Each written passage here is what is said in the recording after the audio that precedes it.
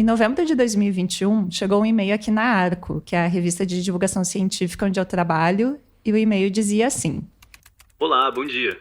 Eu sou professor do Departamento de Matemática da Universidade Federal de Santa Maria e eu tenho um projeto de podcast sobre ciência, mais especificamente sobre teoria quântica e desinformação. Ele fala mais umas coisas até chegar no seguinte: Mas algo que fica cada vez mais claro pra gente é que precisamos de alguém de fora da área para moderar a discussão técnica e auxiliar na produção jornalística do conteúdo. Teoria quântica. Na época, eu tinha uma leve ideia do que era isso. Bem leve. E a primeira coisa que eu fiz depois de ler o e-mail do Léo foi buscar a palavra quântica no Google. Princípios físicos, átomos, floral quântico, computação quântica, livro O Segredo Einstein, consciência quântica, pulseira quântica, colchões quânticos. Eu sabia que boa parte dessas coisas era relacionada com pesquisas científicas, e era bem ciência bruta mesmo, o que significa que ia ser algo bem difícil de entender. Mas eu sabia também que vários desses resultados não tinham nada a ver com ciência. Mas qual que era qual? E por que esse monte de coisa diferente tem quântica no nome? Foi pensando nisso que eu respondi o e-mail e acabei conhecendo pessoalmente o Léo, que é o autor dele. Olá, eu sou o Leonardo Guerini, eu sou matemático e pesquisador de fundamentos de teoria quântica, e mesmo antes de escrever esse e-mail, já tinha um tempo que eu estava discutindo essa ideia de podcast junto com uma grande amiga e pesquisadora também, que é a Gláucia. Oi, gente, eu sou a Gláucia Murta, eu trabalho na Universidade de Düsseldorf, na Alemanha. Eu sou física e também faço pesquisa em teoria quântica, hoje na área de informação e criptografia quântica. Eu e o Léo, a gente já se conhece há bastante tempo, porque a gente fez o doutorado mais ou menos na mesma época. Já a Lu, eu só conheci recentemente, porque ela respondeu o e-mail do Léo e foi isso que deu origem ao time do Q Quântico. Então, finalmente me apresentando, eu sou a Luciane Troilib, sou jornalista e, assim como o Léo, também trabalho aqui na UFSM coordenando ações de divulgação científica. Como a gente pôde ver na busca no Google, muitas vezes as pessoas escutam falar mais sobre pulseiras e florais quânticos do que sobre ciência. Então, nesse podcast, a gente quer falar sobre teoria quântica, mas também sobre pseudociência e desinformação. Mas assim, não te preocupa em saber tudo logo de cara. Eu tô aqui justamente para representar esse público que não sabe nada nem de física, muito menos de física quântica. E se você está aí se perguntando por que eu preciso saber sobre quântica, a questão é que a quântica está presente no nosso dia a dia. Quando você faz uma ressonância magnética ou um ultrassom, você está usando a física quântica. E ela também está presente quando você faz uma cirurgia a laser. E até nos transistores do seu computador, que são pecinhas bem pequenas que ele precisa para poder funcionar. A quântica já é responsável por muitas das tecnologias atuais e se afirma cada vez mais como a tecnologia do futuro. E é importante saber um pouquinho para não cair em propaganda enganosa. Porque parece que adicionar o termo quântico depois de um produto ou serviço se tornou uma fórmula mágica de marketing, que faz aquela coisa parecer mais interessante ou eficiente, mesmo que a gente não entenda bem o porquê. Desde que eu comecei a estudar essas coisas no mestrado, que meus amigos e às vezes até a minha família me fazem perguntas sobre esse tema. Teoria quântica é um assunto que desperta interesse. E muitas vezes as pessoas chegam a essa palavra, quântica, né, por caminhos que não são científicos. Eu vou contar uma historinha aqui que aconteceu comigo. Uma vez minha mãe chegou pra mim e disse: comprei um livro pra ti. Aí eu fui ver e o nome do livro era Inteligência Quântica. Putz. Inclusive tá lá na estante de casa até hoje. E o que aconteceu? O que tu fez? Eu falei pra ela: mãe, isso não tem nada a ver com ciência. E ela disse: tá bom, mas então lê e me diz por que não tem nada a ver. Aí eu li as primeiras páginas e, sem mentira, acho que 5 ou 6 páginas já foram suficiente para ver que o autor, que se dizia um físico formado, ele estava não só deturpando conceitos, como também exagerando ideias que existem mesmo, né, ideias que são corretas, só que forçando a barra para que essas ideias se encaixassem em outros contextos. Só que, para explicar isso para minha mãe, né, é difícil. Tem conceitos complexos, tem termos técnicos. Eu queria ter uma resposta curtinha para dar para ela, só que é complicado. Trabalhando nesse projeto, a gente está sentindo na pele o quanto que é difícil falar de quântica para o público em geral. Mas a gente não está sozinho nesse desafio. A gente conversou com 11 especialistas que trabalham com esse tema a partir de um monte de ângulo diferente. A gente entrevistou pesquisadores e pesquisadoras da física, da matemática, da filosofia e da comunicação para entender melhor esses tópicos que têm um quê de quântico. Esse é o podcast O Que Quântico. No primeiro bloco desse episódio, a gente vai trazer alguns critérios que nos ajudam a entender que tipo de ideias envolvendo quântica podem ser chamadas de científicas ou não. Já no bloco 2, a gente fala um pouco do que caracteriza a pseudociência. E no último bloco, a gente mostra que mesmo a pseudociência bem intencionada pode ser bastante perigosa. Vem com a gente que está começando o episódio 1. Quanto mais quântico, melhor.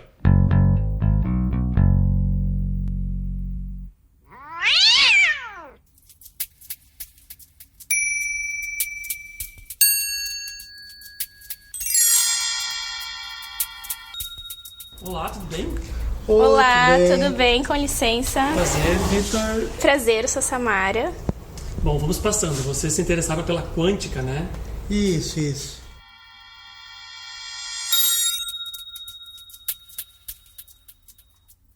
Bom, eu acho que a primeira coisa que a gente tem que deixar claro é que existe sim uma ciência quântica. Aquela que é estudada nas universidades e nos grupos de pesquisa de um jeito muito sério e muito bem fundamentado. E que está aí, gerando novas tecnologias. Que é com isso que tu e o Léo trabalham, né? Isso. A ciência quântica, em geral, se refere a sistemas muito pequenos, coisas como átomos, elétrons e fótons. E nessa escala, existem fenômenos interessantes, mas também bastante contraintuitivos, diferente de tudo que a gente está acostumado no nosso dia a dia. Então, por um lado, a quântica descreve alguns efeitos surpreendentes, que às vezes pode soar até como mágica quando a gente escuta pela primeira vez. Por outro lado, ela é responsável por boa parte das tecnologias mais modernas que a gente tem hoje em dia. Essa combinação faz da teoria quântica um grande alvo para a desinformação. Além da ciência, tem essas outras áreas que a gente pode chamar de pseudociência quântica e misticismo quântico, que incluem coisas como saúde quântica, coaches quânticos e vários desses produtos que se dizem quânticos. Mas o problema não é necessariamente o uso da palavra quântico em si. Não acho que a física tem a patente da palavra quântico. E fala assim, a gente só pode usar a palavra quântico se for para falar de física. Não. Quem fala é o Pablo Saldanha, professor do Departamento de Física da Universidade Federal de Minas Gerais e pesquisador na área de ótica quântica. Igual energia, por exemplo, é uma palavra que é usada em física em um contexto e na sociedade é usada em outro contexto. Força também. Não tem problema nenhum. Mas o que tem que ficar claro é, o que a gente chama de energia, né, no senso comum, não é o que a gente chama de energia em física em geral, né? Ou seja, não tem nada de novo em tomar termos científicos, e em particular da física, para descrever um produto. E isso acontece mesmo com termos mais inocentes, que nem o Pablo falou. Força, energia. O termo quântico é só mais uma palavra da língua portuguesa, disponível para quem quiser tomar emprestado. Agora tem que ficar muito claro que não tem nada científico nisso. Porque o problema é quando você usa uma palavra que vem da ciência para tentar dar um caráter científico para algo que não tem absolutamente nada de científico. Tentar dar o caráter científico para algo que não tem absolutamente nada científico. É isso, né? A gente escuta essas coisas e muitas delas parecem científicas. Mas já começa que a gente nem entende uma grande parte do que a gente ouve. Por exemplo, escuta isso aqui. E fora isso ele tem as energias terapêuticas, né, que já são comprovadas cientificamente, que são a energia quântica do Sol, que são pedras quânticas, né, que elas emitem uma frequência que é idêntica aos raios solares. Eu não faço ideia do que é energia quântica do Sol ou pedras quânticas. Também não sei ainda o que exatamente a física quântica trata. Então, se eu não conheço nem uma coisa nem outra, como é que eu vou saber separar o que é mesmo científico? Essa pergunta é mesmo difícil de responder. E eu já adianto que mesmo depois de escutar esse episódio, mesmo depois de escutar nossa temporada inteira, você não vai ter uma fórmula mágica para diferenciar uma coisa da outra. O problema já começa com o significado da palavra científico. Pensa aí, você sabe definir o que é ciência? Todo mundo tem uma ideia mais ou menos de que é isso. Mas qual que seria a definição precisa de ciência? E essa não é uma questão tão simples assim. O ideal seria a gente ter uma listinha de critérios para caracterizar o que é ciência. Aí era só seguir essa listinha para checar se algo cumpre todos os requisitos. Se cumprir, é ciência. Se falhar em algum deles, não é. Só que o problema é que essa lista pronta não existe. A discussão sobre o que é científico ou não acontece só no contexto quântico. Essa é uma discussão sobre ciência em geral. E, na verdade, esse ainda é um problema em aberto. Na epistemologia, que é a parte da filosofia que lida com o conhecimento, tem até um nome para ele. É o problema da demarcação. Ou seja, como a gente demarca aquilo que a gente chama de conhecimento científico? O Marcelo Chapo, professor de física do Instituto Federal de Santa Catarina e divulgador científico, nos falou um pouco sobre esse problema. É muito difícil do ponto de vista epistemológico, do ponto de vista de filosofia da ciência, a gente dizer em poucas palavras assim, ciência é isso, pseudociência é aquilo. Por outro lado, se a gente simplesmente sai pela tangente sem tentar pelo menos esboçar uma resposta, a gente está deixando as pessoas com mais dúvidas do que realmente informações válidas. Aqui a gente também não quer sair pela tangente. Então, a gente vai trazer 3 elementos essenciais daquilo que a gente gosta de chamar de ciência. Para ser científica, uma ideia precisa ser sistemática, falseável e reprodutível. A gente começa a discutir melhor esses conceitos com uma resposta do próprio Chapo. A ciência é um processo. Um processo de quê? Um processo de obtenção de resposta. Então, a gente sempre tem perguntas. Fazer perguntas sobre a natureza faz parte do que é o ser humano. Faz parte da nossa curiosidade de olhar para o mundo e tentar entender como ele funciona. Um outro especialista com quem a gente conversou é o Oswaldo Pessoa Júnior.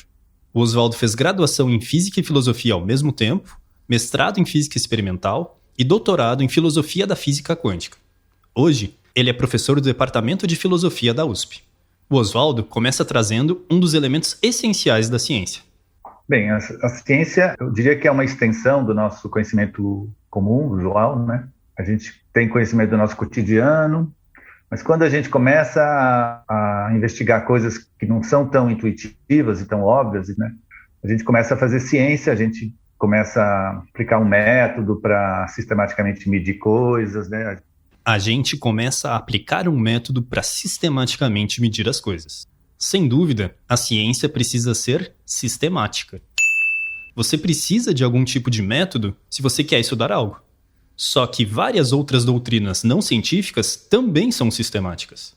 Na verdade, várias dessas áreas que a gente mencionou aqui, como saúde quântica e coach quântico, também são metódicas e organizadas. Elas possuem uma certa lógica interna. Mas não basta ser metódico e possuir uma lógica interna para ser científico. Ainda faltam outros ingredientes importantes. E, enfim, na história da ciência, existe, é claro, os dados experimentais, né, as observações são muito importantes, né, mas também tem a parte da explicação teórica, das teorias. Então, a ciência tem um componente que é experimental, observacional, tem um componente que é teórico, né? E essa talvez seja a característica mais fundamental da ciência, a elaboração de uma teoria e o confronto com evidências. Ou seja, para se fazer ciência, ser criativo e pensar fora da caixa é essencial. A gente já teve muitos avanços que só foram possíveis porque alguém considerou seriamente possibilidades que à primeira vista pareciam completamente absurdas. Inclusive, algumas das ideias da física quântica surgiram exatamente assim, como a gente vai ver no próximo episódio. Mas no fim das contas, a gente precisa sempre tomar o cuidado de ver se a ideia que a gente defende é amparada por aquilo que a gente encontra quando a gente faz experimentos. Nas palavras do Chapo, a ciência, ela se afasta do mito no sentido de que ela é um processo, e é um processo baseado em quê? Em tentar entender o mundo de uma maneira controlada por meio da experimentação e por meio de colocar as suas explicações a algum tipo de teste, a algum tipo de verificação. Aqui, quando falamos teste ou experimento, não é necessariamente algo mirabolante, como misturar substâncias num frasco colorido vestindo um jaleco branco. Um experimento pode ser basicamente qualquer tipo de verificação, desde colocar a casca de ovo numa planta para ver se ela cresce mais, ou testar se o seu time de futebol ganha toda vez que você usa a mesma camiseta. Só que a gente tem que ter em mente que muitos antes de nós também já propuseram teorias e geraram dados experimentais a partir delas, o que deixa algumas coisas muito bem estabelecidas. Esses dados também contam como evidências a serem consideradas. Então, quando avaliamos uma ideia nova, é importante ver se ela não contradiz coisas que já foram estabelecidas antes. Ou seja, Quanto mais polêmica é a ideia que você defende, maiores e mais robustas devem ser as provas a favor dela. Isso é às vezes chamado de padrão Sagan, em homenagem ao famoso astrônomo e divulgador científico estadunidense Carl Sagan, que basicamente diz que afirmações extraordinárias requerem evidências extraordinárias. Tá, mas assim, antes vocês falaram que um monte de coisa pode contar como evidência. Então, capaz que essas ideias mais místicas também tenham evidências para apoiar elas, não? Por exemplo, quando alguém fala assim: eu vou contar alguns detalhes da minha história, mostrando o passo a passo do que eu fiz para chegar ao meu salto quântico. Se ela chegou nesse tal salto quântico, ela está afirmando que esse passo a passo que ela menciona teve um resultado positivo, não? Então, esse caso de sucesso não deveria contar como uma evidência a favor do produto ou do serviço? Por que essa forma de argumentar não é considerada científica? Tá. Você tem um ponto, porque, de fato, isso conta para juntar evidências a favor desse produto. Mas daí, concluir que por causa dessa única evidência o produto funciona, não é um argumento científico. Isso basicamente por causa do viés de confirmação.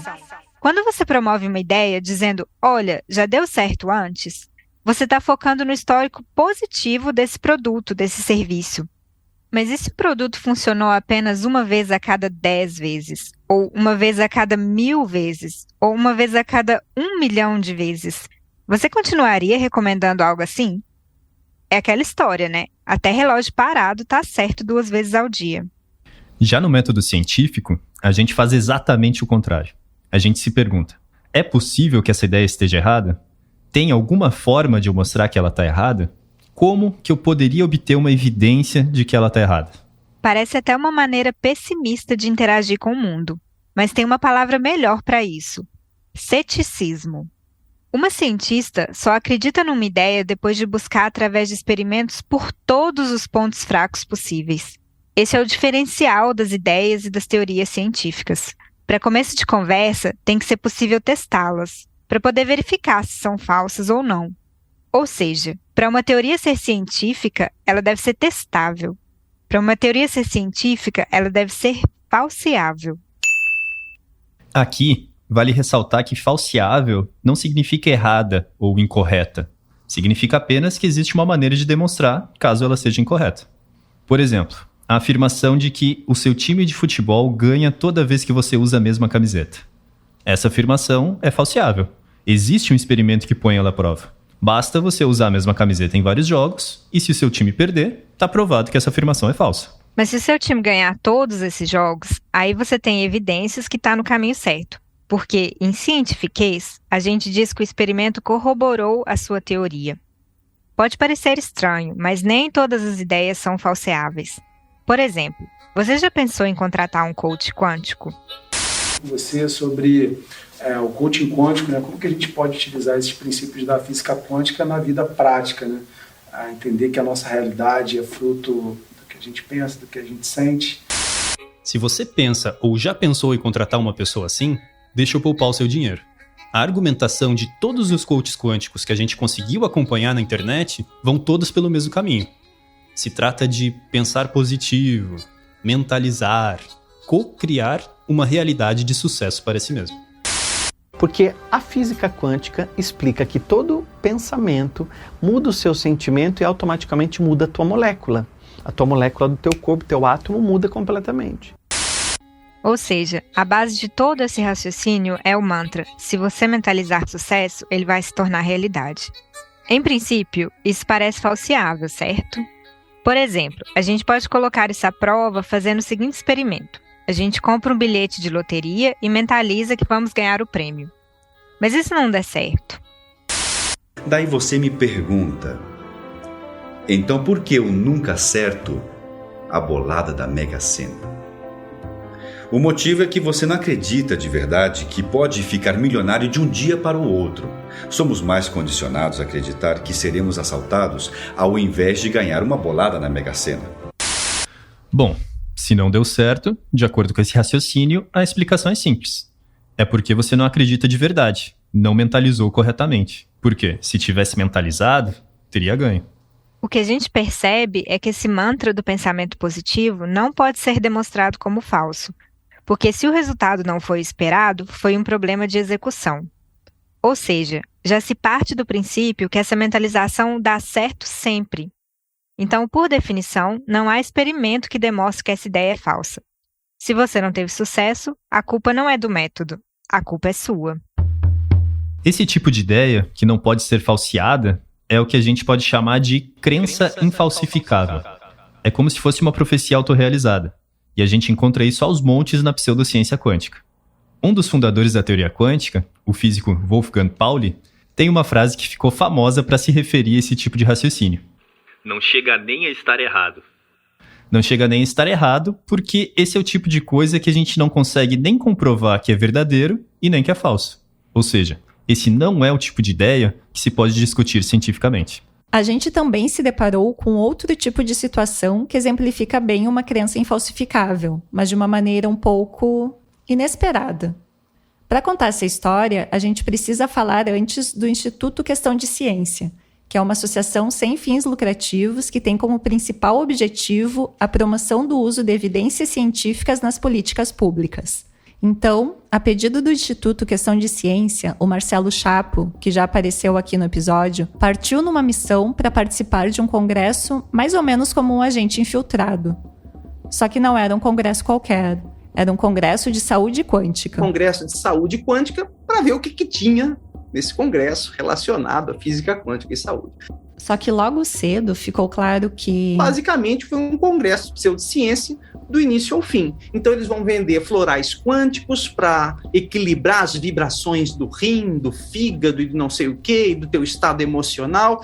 Bom, além de soar, pelo menos para mim, como algo duvidoso, o Marcelo conta que no meio de uma palestra sobre o assunto, uma pessoa levantou a mão e perguntou: mas e vem cá, e se tiver reações adversas tomando aquele floral quântico e tal? Ou seja, a pessoa queria saber se o tal floral quântico não poderia causar algum mal à saúde. Mas olha só o que o palestrante respondeu. Se algum paciente de vocês reclamar que ele teve isso e aquilo ruim depois de tomar esse preparado quântico ali que é dado para ele, vocês podem dizer para ele que vocês não têm medo nenhum de um processo, porque não há princípio ativo dentro desse negócio. Não há princípio ativo. Ou seja, é impossível fazer mal porque simplesmente não tem nada lá capaz de causar coisa nenhuma. Inclusive, não pode fazer bem nenhum também. O cara falou abertamente ali no auditório para todo mundo: fiquem tranquilos, isso aqui não pode dar efeito nenhum, reação nenhuma, porque não tem nada dentro. Analisando essa fala com cuidado, a gente vê que esse palestrante usou e abusou da crença infalsificável de que o floral funciona só na base do pensamento positivo. Primeiro, ele convence o comprador que o floral funciona porque seria... uma coisa simplesmente vibracional, energética, não tem nada fisicamente ativo ali. E exatamente por esse argumento, não tem nada fisicamente ativo, ele fica protegido de qualquer reclamação por parte do cliente. Ninguém vai ter evidência de que um possível mal súbito foi causado pelo seu produto. Aliás, ninguém vai ter evidência de nada. E é justamente por isso que essa é uma prática pseudocientífica. Bom, até agora a gente trouxe aqui a falsibilidade como uma das principais características da ciência. Mas a verdade é que esse critério, isolado, também encontra alguns problemas, tanto no sentido filosófico quanto no aspecto prático mesmo. Começando pelo aspecto mais filosófico, um deles é que um conceito de ciência baseada em falseamento nunca vai determinar que uma teoria é verdadeira. O melhor que podemos dizer de uma teoria é que ela ainda não foi demonstrada falsa. Lembra do exemplo da camiseta de futebol? Esse é um pensamento que pode ser bem incômodo e que revelou uma mudança de postura em relação à ciência. Essa visão romântica de ver a ciência como uma busca pela verdade acaba sendo substituída pela busca por aquilo que, por enquanto, está passando em todos os testes, mas eventualmente pode falhar. Ou seja, a ciência seria incapaz de dar certezas absolutas. Esse é um pensamento muito incômodo. O ser humano gosta de se sentir seguro. A gente gosta de ter certezas. Enquanto isso, a voz sedutora da pseudociência fala sempre toda confiante e prometendo maravilhas. De um ponto de vista mais amplo, o falseamento não é suficiente para resolver de vez a questão do que é científico ou não, em parte por causa da complexidade do empreendimento científico. Principalmente nesse último século e meio, houve um boom científico, em que a ciência expandiu tanto a sua área de atuação, quanto de influência. E no fim das contas, talvez seja pedir demais que tanta diversidade assim possa ser capturada por um único critério, como o falseamento. Então a gente vai trazer aqui mais uma característica essencial da ciência. Ela deve ser reprodutível. Ou seja, se uma ideia é verdadeira, ela deve ser verdadeira sempre que for colocada em prática sob as mesmas condições. É por isso que, quando a gente escreve um artigo científico, a gente deve sempre ser explícito em relação aos métodos utilizados, para deixar bem explicado como qualquer outro cientista poderia reproduzir os nossos resultados.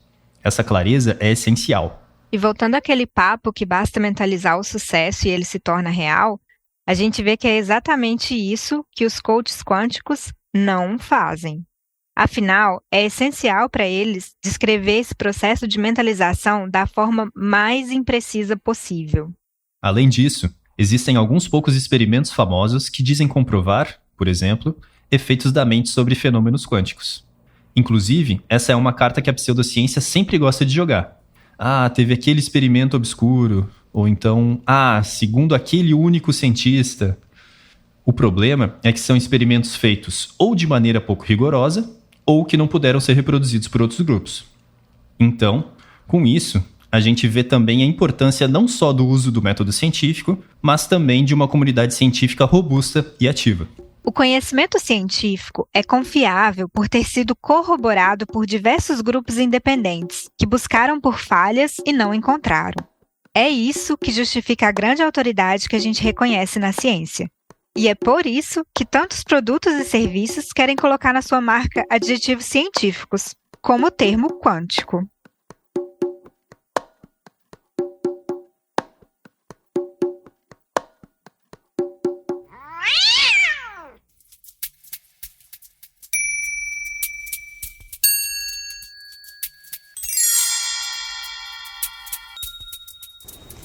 Pode vir comigo que eu vou mostrar. Venha cá.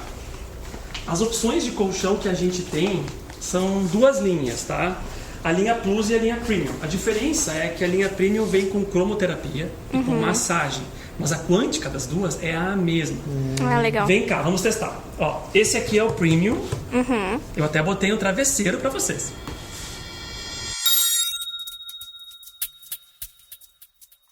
Agora que a gente já entendeu algumas características da ciência, vale a pena fazer a pergunta no outro sentido. Como que a gente caracteriza a pseudociência? Uma das pessoas com quem a gente conversou sobre isso é a Tayane Oliveira, que é professora de comunicação da Universidade Federal Fluminense.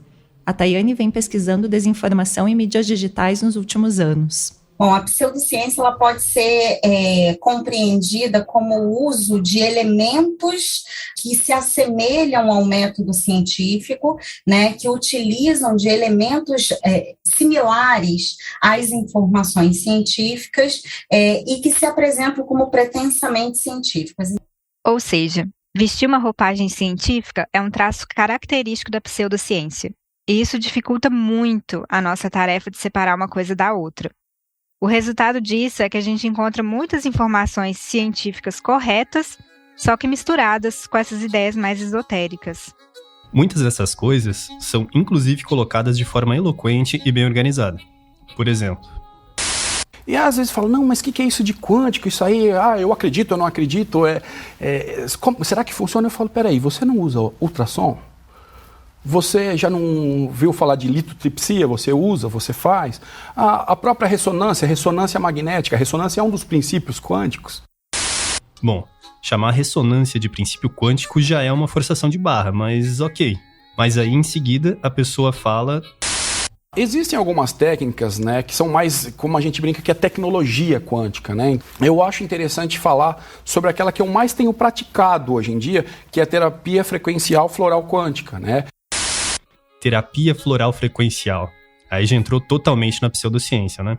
A Tayane também chama nossa atenção para o sucesso que o segmento pseudocientífico tem na internet.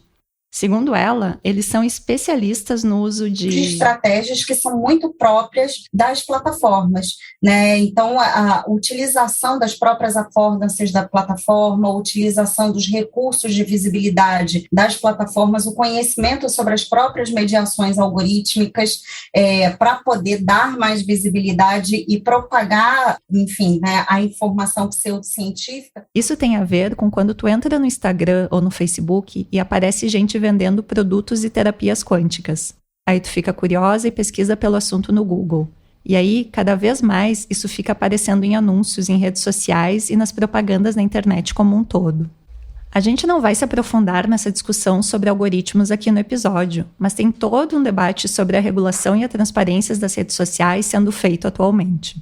E aliado a esse domínio do funcionamento das redes sociais, tem também a questão do tino comercial. Mas tem uma característica que tem se demarcado como algo muito presente nesses movimentos, nessas páginas pseudocientíficas, que é um interesse de fato comercial, ou seja, é uma comercialização, seja da esperança, né, seja do medo, uma comercialização das emoções nos ambientes digitais que se constituem a partir do entendimento de como construir redes. Comercialização da esperança. Imagina uma situação de doença grave e te oferece um remédio que se diz milagroso. Então, assim, na minha opinião, esse é um ponto bem sério. Porque quando a emoção está em jogo, quando a gente está vulnerável, muitas vezes a gente sai totalmente do racional e perde a capacidade de avaliar algo objetivamente. E voltando ao ponto anterior, é pior ainda quando esse remédio milagroso vem misturado com algum termo científico. É uma necessidade de trazer, de aportar credibilidade para aquilo que você está dizendo. Aqui, a gente ouviu o Marcelo Yamashita, professor de Física da Universidade Estadual Paulista e diretor científico do Instituto Questão de Ciência, aquele mesmo instituto que apareceu aqui mais cedo, enviando o Chapo para o Congresso de Saúde Quântica. Então, se de princípio você chega falando que um filtro de barro com as palavras amor e gratidão vai te curar de doenças, o pessoal pode dar risada da sua cara, né? E aí você não consegue vender o seu produto. Mas uma vez que você constrói uma narrativa toda para envolver a pessoa que está te escutando dentro de um contexto de que existe uma dualidade onda-partícula, que às vezes a partícula se comporta como onda e que às vezes Einstein morreu achando que a mecânica quântica talvez fosse incompleta, e aí você envolve toda a pessoa em uma história, talvez de mistério, de curiosidade. Todas essas coisas que o Yamashita falou são legítimas. Existe mesmo a tal da dualidade onda-partícula. Einstein tinha mesmo dúvidas quanto à teoria quântica ser completa. Aliás, não se preocupa se todos esses termos do jargão científico não fazem sentido nenhum para você agora. A gente vai voltar a falar deles no podcast. O ponto aqui é que agregar esses elementos peculiares tornam a narrativa do filtro de barro mais convincente, mesmo que uma coisa não tenha nada a ver com a outra. Então, essa é uma grande distinção e que coloca como uma característica do que é pseudociência. É essa tentativa de ser semelhante, de parecer como ciência, seja a partir do uso de jargões, seja a partir do uso de elementos que denotem uma relação científica, ou até mesmo que utilizem características de comunicação dos próprios métodos científicos para se validar enquanto científico. E para além da linguagem e de conceitos legítimos, a pseudociência muitas vezes replica estruturas próprias da ciência. São criadas revistas, periódicos, centros de estudos, cursos de pós-graduação pseudocientíficos. Aliás, alguns desses cursos acontecem dentro das universidades públicas, que são os maiores centros científicos do país. A gente já viu aqui que acontecem até mesmo conferências, né? Como aquela que o Marcelo Chapo participou. Ou seja, se você pensava que saúde quântica é um tópico científico sério, porque tem cursos de especialização e congressos com especialistas, temos más notícias, porque o buraco é bem mais embaixo.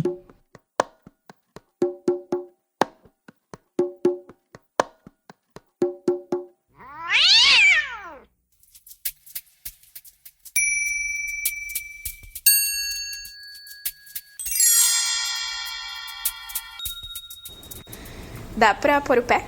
Pode, não tem problema nenhum. Tá, mas não vai sujar. Não, esse aqui é pra sujar mesmo. Agora eu vou ligar a quântica, tá? Tá, beleza.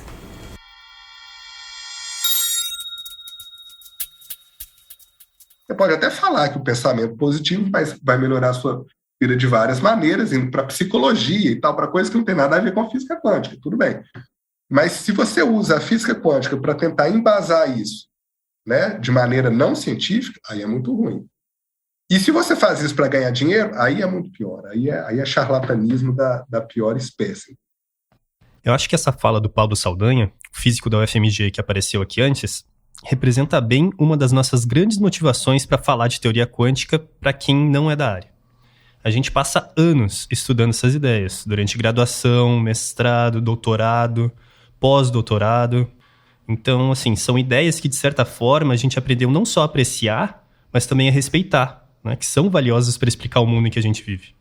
Então, eu confesso que eu levo um pouco pro lado pessoal, quando vem alguém e distorce esses conceitos para fazer dinheiro com isso. E esse curso você vai ter a oportunidade de receber mais de 25 comandos quânticos atlantes que nós vamos ativar ao vivo, você vai sentir. Hoje eu quero mostrar para você como que você consegue fazer o quê? Dar um salto quântico na sua mente. Se você ouvir falar que existem cursos sobre a utilização dos princípios quânticos na vida prática, pode acreditar sim que isso é possível. A gente sabe que muitas pessoas que consomem e disseminam ideias pseudocientíficas são bem intencionadas. Mas também tem as pessoas que exploram essas ideias de forma mal intencionada e para benefício próprio, que são charlatões mesmo. Acontece que pode ser muito difícil desmascarar uma pessoa assim, até quando a gente sabe que se trata de charlatanismo. Tem uma história verídica que envolve vários cientistas, um mágico e um místico, que ilustra bem essa dificuldade de lidar com farsantes e charlatões. Mas isso a gente vai contar em outro momento. Por agora, a gente quer chamar a atenção para o fato de que, se pelo lado pessoal você tem toda a liberdade para simpatizar com essas ideias e consumir esses produtos, por outro lado, pelo lado coletivo, pelo lado de como estruturar a nossa sociedade, até o misticismo bem intencionado oferece riscos graves. A Tayane Oliveira, professora de comunicação da UF, que já apareceu aqui mais cedo, conversou com a gente sobre esses riscos. São inúmeros, né? Vou citar alguns, né? O primeiro deles, eu acho que é a descrença, né? A perda da credibilidade das próprias instituições de ciência, né? De ensino, pesquisa, de produção científica. O raciocínio científico é uma grande ferramenta para abrir a nossa mente e explorar novas ideias. Mas, para além desse valor intrínseco, existem desdobramentos muito reais que dependem da ciência. A gente acabou de passar por uma pandemia. E é muito claro que se as instituições científicas fossem mais fortes, se houvesse uma cobrança maior por uma postura do governo mais baseada em ciência do que em tratamentos comprovadamente ineficazes, o número de mortes seria radicalmente menor. Aliás, já que mencionamos saúde e tratamentos ineficazes, aqui o Marcelo Yamashita de novo. Mas quando você vai para esse lado de saúde, é um pouco mais perigoso, né? Porque as pessoas podem eventualmente largar algum tratamento sério por acreditar nesses tratamentos ineficazes e pseudocientíficos e aí piorar a sua condição de saúde. De fato, tem estudos que mostram que pessoas que recorrem a tratamentos alternativos, como os tais florais quânticos sem princípio ativo, têm uma chance maior de abandonar o tratamento convencional, que é aquele testado cuidadosamente e baseado em evidência. O Marcelo Chapo ainda acrescenta que... Então, existem pacientes que lidam bem com as duas coisas, fazem segunda, terça e quarta um tratamento convencional e quinta e sexta usam um tratamento alternativo? Tem, existe esse tipo de paciente. Mas aqueles pacientes que fazem isso, eles tendem mais facilmente a abandonar o tratamento convencional. E aí, esse é um dos perigos, né? Bom, e além disso, olhando por um ponto de vista mais prático, a gente precisa também pensar na saúde dos nossos bolsos. Então, aquele nosso suor do dia a dia, do trabalho, que a gente demora a conquistar ali, daqui a pouco a gente vai lá e compra uma pulseirinha de borracha com holograma quântico que custa R$250. e que não te entrega nada daquilo que está oferecendo. As afirmações são infundadas. Então, não é só um perigo à saúde, ao bem-estar, mas é um perigo financeiro. A gente está colocando a nossa saúde em risco e a gente está colocando as nossas finanças em risco. Falando em perigo financeiro, talvez mais grave ainda é quando envolve dinheiro público.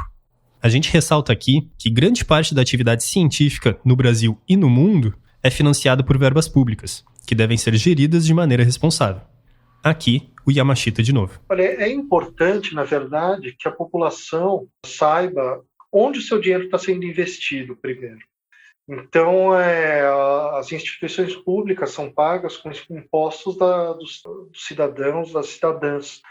Então, é importante que a gente retorne para a sociedade, para a população, aquilo que a gente está fazendo, primeiro como uma prestação de contas.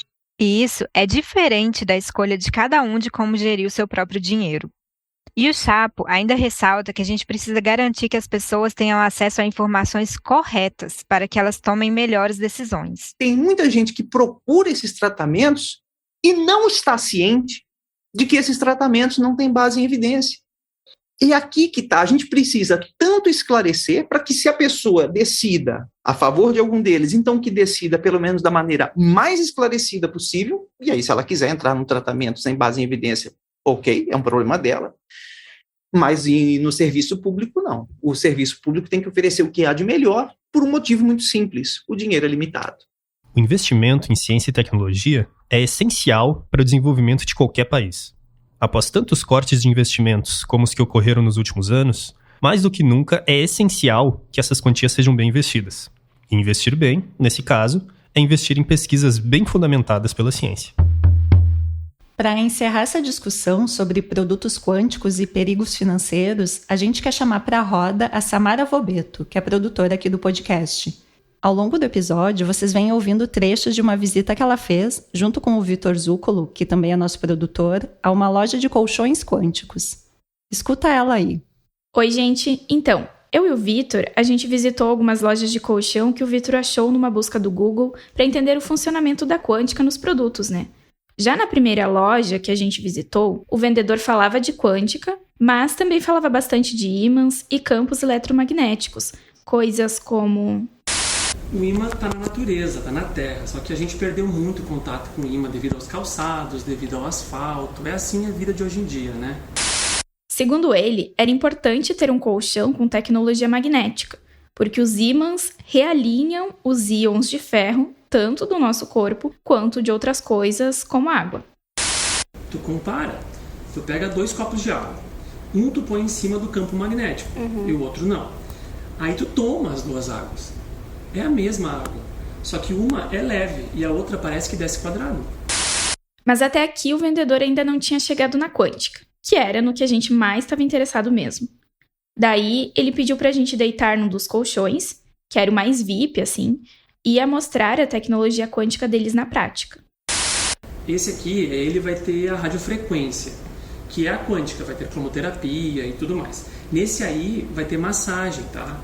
Eu vou ligar o quântico primeiro, que é o grande. O vendedor apertou um botão no controle, acendeu uma luzinha e nada. Só aquela luzinha lá acesa mesmo. Mas aí ele falou que a quântica é silenciosa e explicou umas coisas tipo... Não, a quântica é a mesma, tá? Não existe quântica mais fraca, nem quântica mais forte. A frequência que ela está emitindo é entre tipo 50 e 60 Hz. Essa é a frequência do colchão, é a frequência que ele emite. Aqui eu tô falando do tratamento power, né? Aqui eu tô falando da quântica indo direto para a célula. Tem essa pastilha aqui também, ó. Ela é anti-inflamatória, é uma pastilha anti-inflamatória natural. Ela é de infravermelho, de onda longa. E apesar dessa ter sido a visita mais marcante, isso não é muito diferente do que a gente ouviu nas outras lojas que visitou. E aí, para finalizar, perguntamos os preços. O orçamento do colchão mais barato que o vendedor nos passou era de mais de R$7.000. Então, por aí, a gente vê na prática esse perigo financeiro que vocês estavam falando antes. Valeu, Samara. É legal a gente trazer aqui esse caso verídico da loja de colchão, porque ele ilustra bem as dificuldades que a gente tem quando vai analisar um produto que se diz quântico. Por exemplo, apesar de que boa parte do que a vendedora fala é bobagem, a gente encontra muitos termos científicos, tantos que viram uma bagunça. Ela fala em radiofrequência, íons de ferro, força eletromagnética, 50 Hz. Quântica é só mais uma palavra nessa mistura toda. E essa situação é parecida com a situação do livro que a minha mãe me deu, que eu contei lá no início do episódio. Um monte de palavras difíceis que isoladamente possuem um significado científico, mas que aparecem todas misturadas, de uma maneira meio sem sentido, como se o objetivo fosse mesmo confundir e impressionar as pessoas. Esse discurso bagunçado acaba sendo difícil de combater justamente porque ele é difuso. Exato. Muitas vezes a gente nem consegue entender quais afirmações estão sendo feitas para a gente poder tentar explicar o que está errado. Então, em poucas palavras, o que a gente consegue concluir desse caso é que, do ponto de vista científico, nada disso faz muito sentido. Não tem nenhum efeito quântico funcionando como princípio ativo ali naquele colchão. Só que a gente quer ir além dessa resposta curta. Então, nos próximos episódios, a gente vai explorar alguns desses conceitos científicos que aparecem misturados com ideias e produtos pseudocientíficos, para a gente poder entender quais dessas ideias fazem algum sentido ou não e por quê.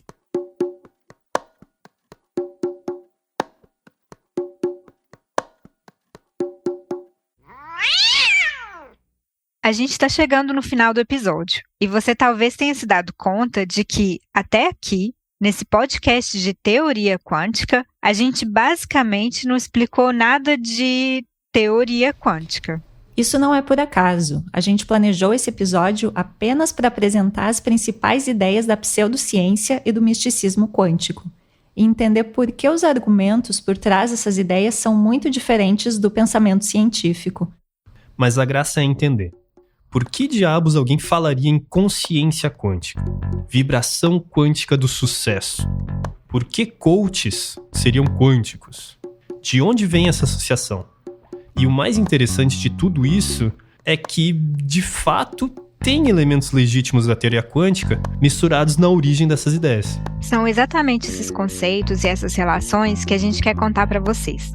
A gente começa já no próximo episódio, onde falamos de teoria quântica, do surgimento da teoria e de como ela está presente em grande parte da tecnologia que a gente usa no dia a dia. Já fica aqui o convite para você escutar o nosso episódio 2. Eu tenho uma teoria.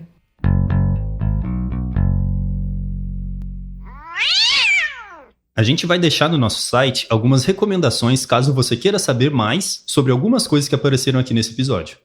Você encontra esse material extra, incluindo a transcrição do episódio e a tradução para o inglês, no nosso site www.ufsm.br/oquequântico.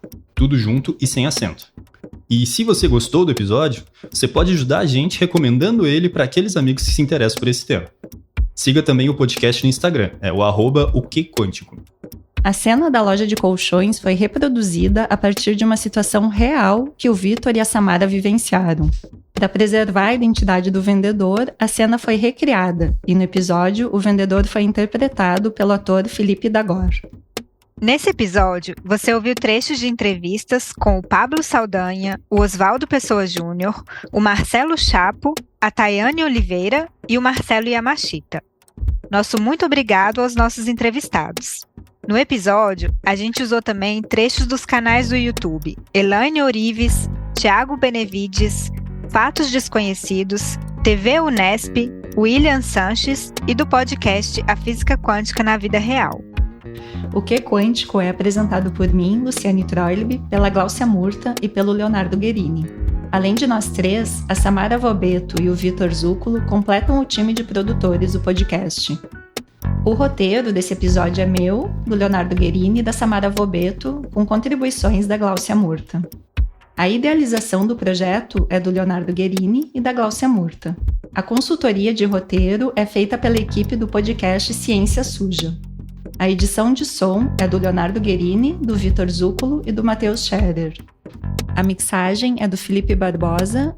O apoio de gravação é do Pablo Juan. A música original é do Pedro Leal Davi. E a identidade visual e as ilustrações de capa são do Augusto Zambonato. Quem cuida das nossas mídias sociais é a Milene Eichelberger e o nosso site foi desenvolvido pelo Daniel Carlin. O Que Quântico é produzido dentro das universidades públicas. A gente contou com o apoio de diversos funcionários das nossas instituições que contribuíram para que o podcast chegasse ao seu formato final.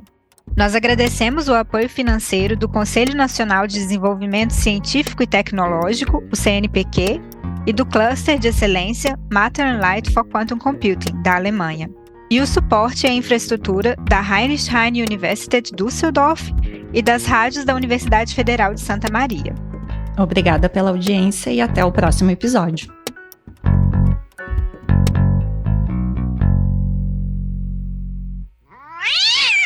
E digo mais, olha que interessante. Eu bati uma foto desse congresso. Aqui é uma curiosidade de bastidores para vocês. Eu bati uma foto desse congresso para mostrar, olha, eu estou aqui mesmo, e bati uma foto do público, assim, da parte ali do auditório. E nessa foto apareceu a pastinha do congresso, que também é clássico, né? Quem já foi em congresso científico sabe, tem um materialzinho ali que a gente recebe, a pastinha do congresso e tal. E tinha o nome de uma empresa que vende esses tais florais, que aqui eu não vou citar, logicamente, mas tinha lá o nome de uma empresa. Essa foto estampou o artigo que eu escrevi para a revista Questão de Ciência, foi essa foto. Dias depois que o artigo foi publicado, eu recebi uma mensagem de alguém dessa empresa, dizendo, olha, eu vou processar vocês porque não sei o quê, e eu nem tinha entendido o motivo pelo qual a gente seria processado, porque eu não citei empresa nenhuma, eu não falei nome de empresa, não citei nem nome de palestrante nenhum, não citei nome de ninguém.